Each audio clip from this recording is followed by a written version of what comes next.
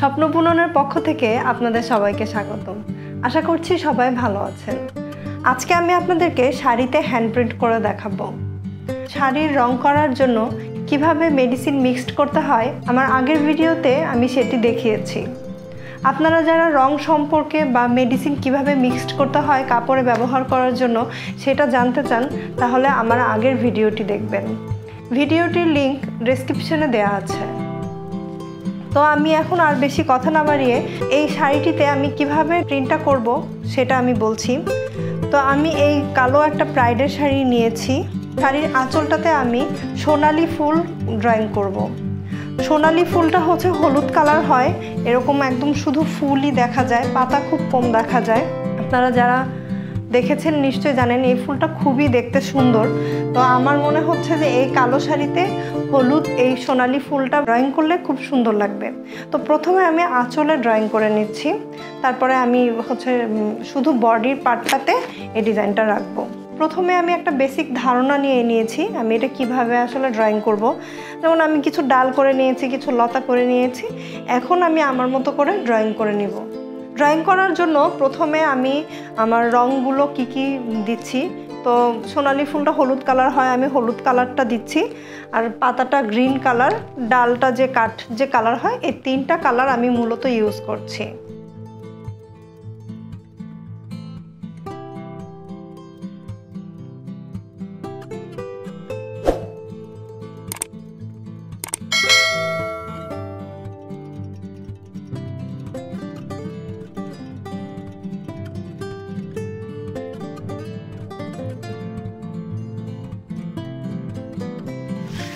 তো আমি এটা শাড়িতে করার আগে কাগজে এরকম ড্রয়িং করে নিয়েছি যে আমার ফ্লাওয়ারটা এরকম হবে।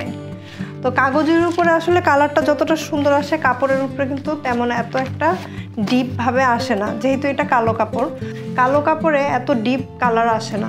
আমি এখন রং করাটা স্টার্ট করছি।